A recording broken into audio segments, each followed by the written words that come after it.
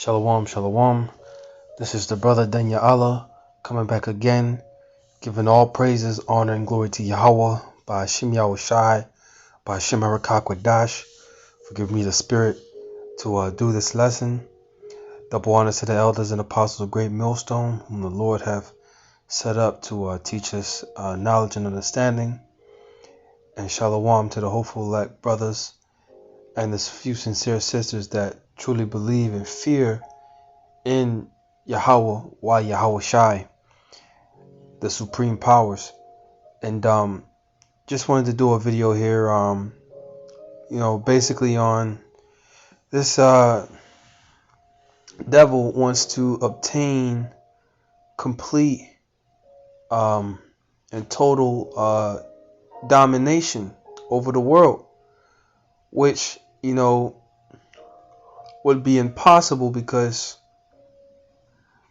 the Lord has the remnant, all right, the elect, that complete number, that 7,000 that will not bend the knee to him, all right, and which 7 represents a complete number, but he already has all the resources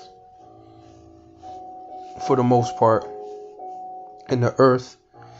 And there's particular places where the Lord doesn't even allow him to touch. So even in this, in his kingdom, he's limited. There's a bound that he cannot go past. Let me grab that real quick.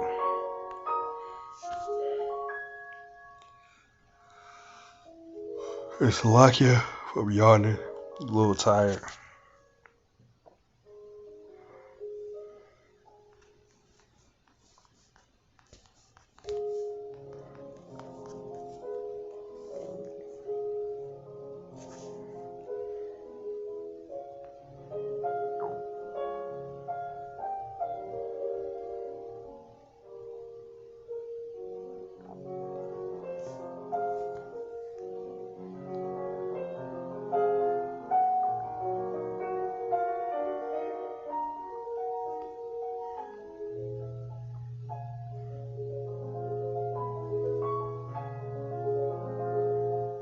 Here it is.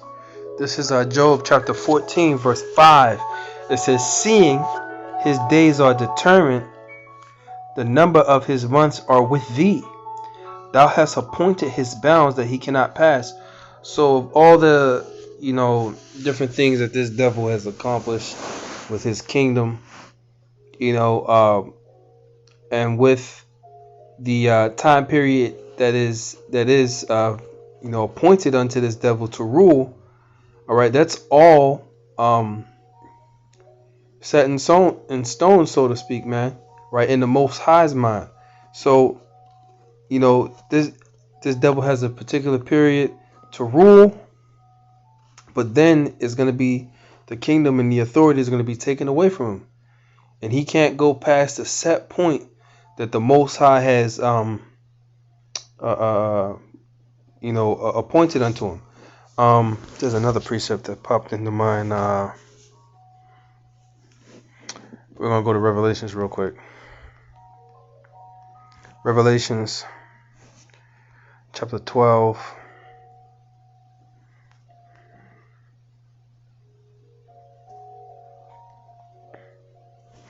Here, I'm gonna just type this in right here. Little season. Right, Revelations. Salakia.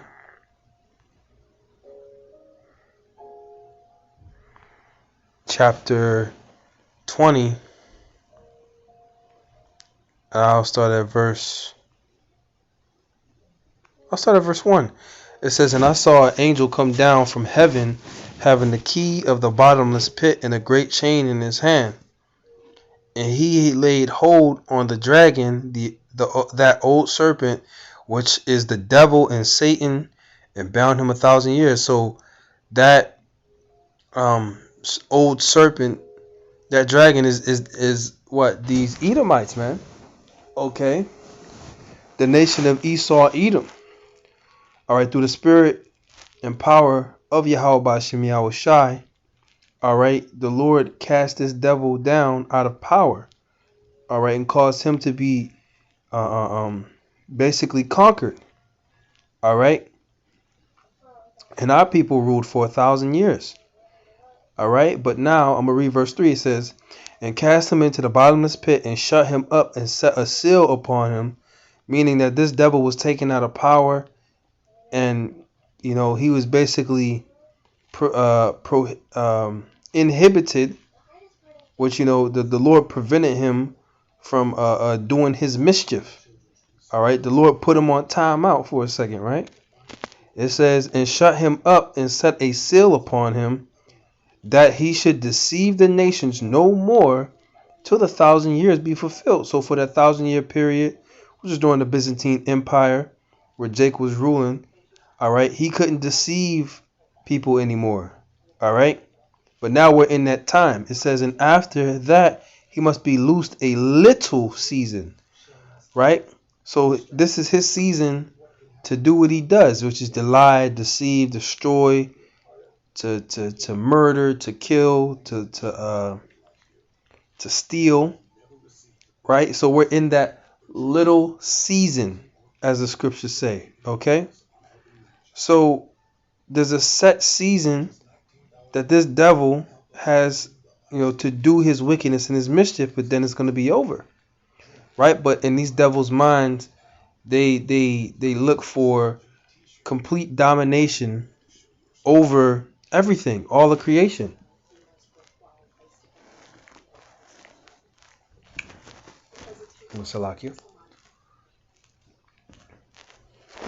Right, so now let me get this, because these devils got all the resources, man. All right, they got more than enough resources than they even know what to do with, man.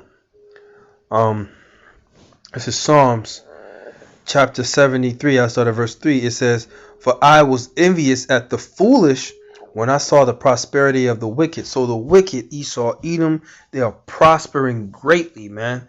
They own all the oil industry, the food industry, everything, man. Weapons industry, the gold, the money. All right, they own all the resources. All right, on the earth, they have control over the majority of the resources, man. Okay, it says verse 4, "For there are no bands in their death, but their strength is firm. They are not in trouble as other men." Right, so these devils don't have to deal with the same disparities or troubles of other people, man, especially the Israelites. Everything for them is dandy like a piece of candy. It says, "Neither are they plagued like other men. Therefore, pride compasseth them about as a chain." So, because they're not suffering any plagues, everything goes well with them, right? The only thing that's not going well is him being exposed through this word, right? This word is like a plague unto him, right? But despite that, all these different trouble, he's not troubled in all these different things. So this devil is proud, man. He gets proud. Oh, well, I did all this wickedness, and no wickedness happened unto me yet. So I'm gonna just keep on doing it, right? Like the scriptures say, because judgment is not executed speedily, it is fully set in the hearts of men to do wickedness. Okay, so to continue doing their wickedness. It says, "Therefore pride compasseth them about as a chain," like they wear that on there, like a Cuban, man. It says, "Violence covered them as a garment." So this tells you what this devil's about. He fits this description. He's hyper arrogant, hyper proud, right? And he's also very, very violent. Okay, their eyes stand out with fatness. They have more than their heart could wish. So they got so much resources, They got more than they can ever desire. But this devil wants even more. He wants more. Let me grab this real quick. He wants more. Now, what more can you have other than all the resources in the earth, man? All the finest things, the greatest hotels, like the scriptures say, thy dwelling shall be the fatness of the earth, right? That was a part of his blessing, right? But only for that short period of time, right? That little season. Let's get to Habakkuk chapter 2.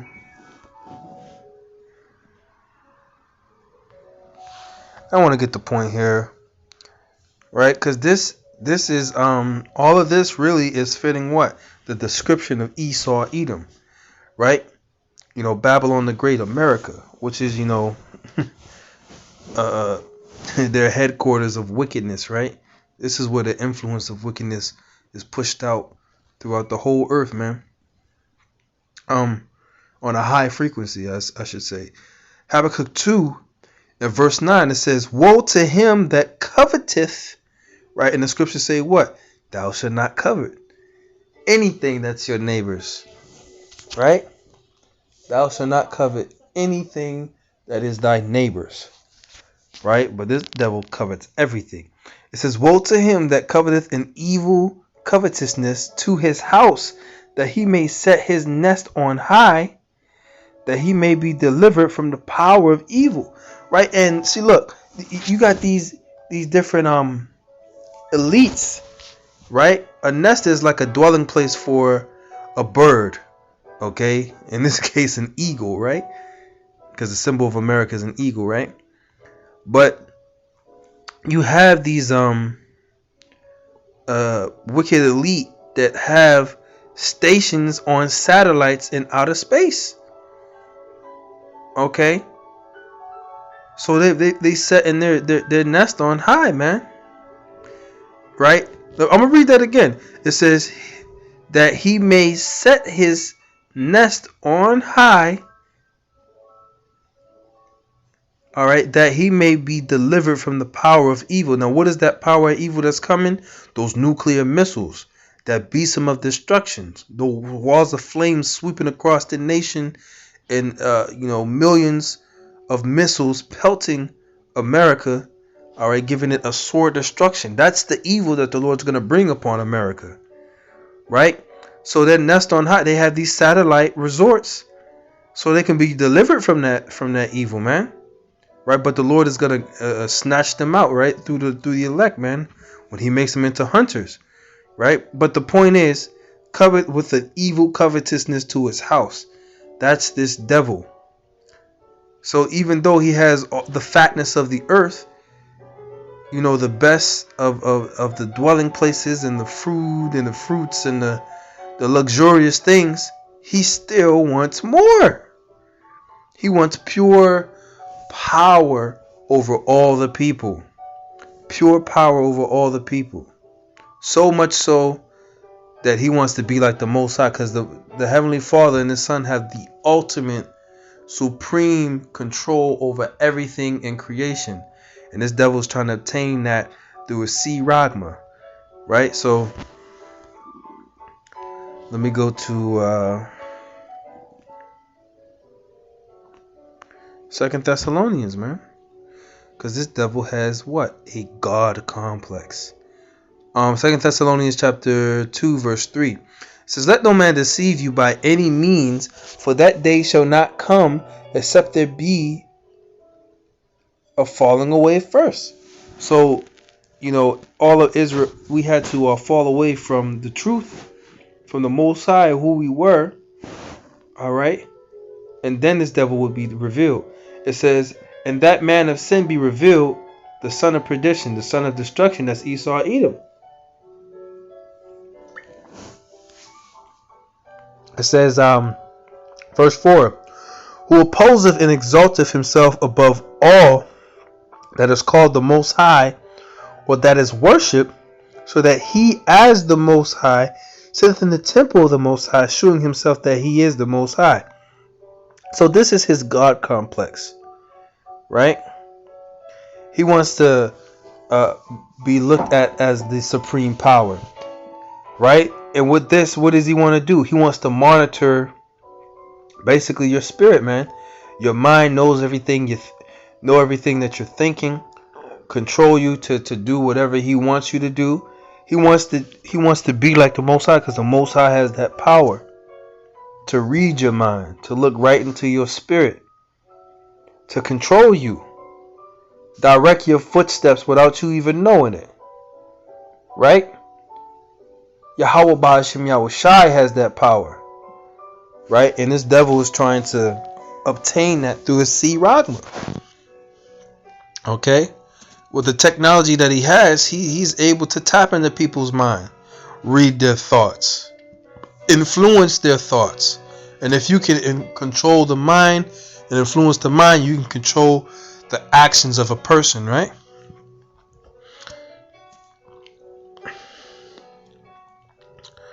Right, so that was the point I want to get on there. So now let's get Revelations 13 and 16. Revelations 13 and 16, he causeth all, both small and great, rich and poor, free and bond, to receive a siragma in their right hand or in their foreheads. So now I'm saying siragma, but here the Greek word is this right here. Strong C 5480, charagma. Charagma. Right, charagma. Right, which means what? A stamped and imprinted MARK. Now I'm saying that because of the algorithms. It says of the MARK stamped on the forehead or right hand as a badge of followers of the Antichrist, which there are many Antichrists, okay? Right, but really a follower of this devil. Meaning that you agree with the abominations that he has set up for his new world order. You agree with his system of power and his structure, and you're going to follow it. Basically, you're pledging your allegiance by taking that mark. Oh man, by taking that siragma. Okay, they're probably going to take this down, but whatever. I already said it. It says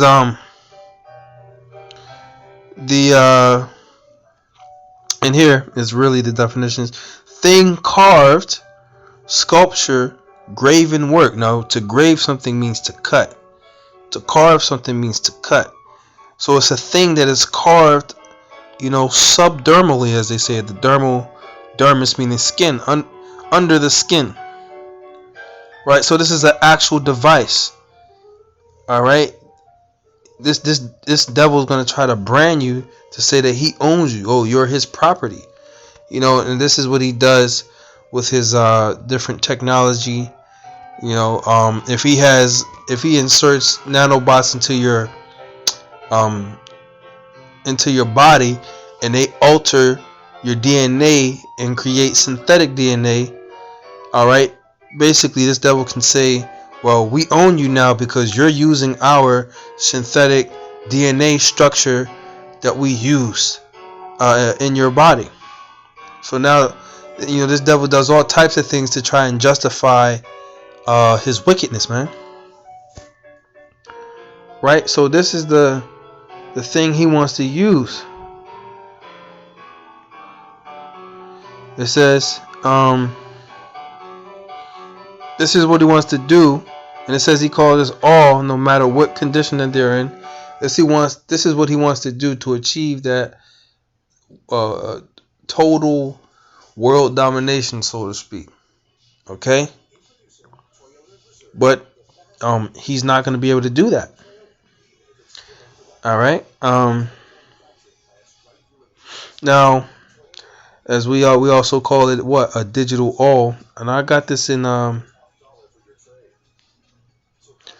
King James Bible app here, King James Bible Online, and this is the word for all. It says an instrument only referred to in the connection with the custom of boring the ear of a slave, right? So it was a Hebrew slave, right? But that is you put and an awl or an earring on, and you see them. They do it with cows and different livestock today. They'll put an earring on, showing what, that hey, I own this animal, right? And that siragma is gonna be a mark of ownership, man. Okay, and you other nations, you're not gonna make it anyway, man. If you're on the soils of America when them missiles touch down, you through. But unto the Israelites, hey, it's important not to take that siragma, man. That that M chip, okay. That that micro Lay's, Lay's is a potato chip. So you get what I'm trying to say, man. I'm speaking in code, right? It says in token of his volunteering. Oh, check this out. In token of his volunteering perpetual service when he might be free. So if you take the siragma, you're giving up, you're pledging your perpetual service unto this devil and his system that he has set up, and it's going to be unto your destruction. And I'm talking to you Negroes, Latinos, and Native Americans, okay? Because really, this is who will suffer the worst, okay, in terms of this, man. I'm gonna grab this too, man. Real quick. We're gonna get we're going to the next chapter, Revelations chapter 14, and verse 9. Check this out. It says, "Doomed to the worshippers of the beast." It says, "And the third angel followed them, saying with a loud voice, if any man worship the beast and his image, or receive his siragma in his forehead or in his hand, the same shall drink the wine of the wrath of the Most High, which is poured out without mixture into the cup of his indignation, and he shall be tormented with fire and brimstone." You're going to have to experience a very brutal, very terrifying agony of those nuclear missiles, man. It's already enough to just get your hand burnt by the stove. You'll be feeling that for days. But a wall of fire to obliterate you while you still standing on your feet, oh man, don't want to experience that, right? But if you take this siragma, or this chip, then that's your fate, man. Okay, it says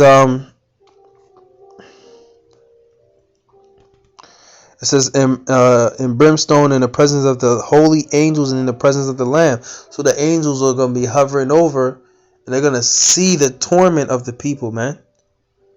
Okay? Because their presence is going to be on the earth, man. Right? So that's the penalty for taking this thing, man. That's the penalty for allowing this devil to put this digital all on you, man, as a sign of ownership, right? Because hey, let's just be real here, man. The Lord owns us.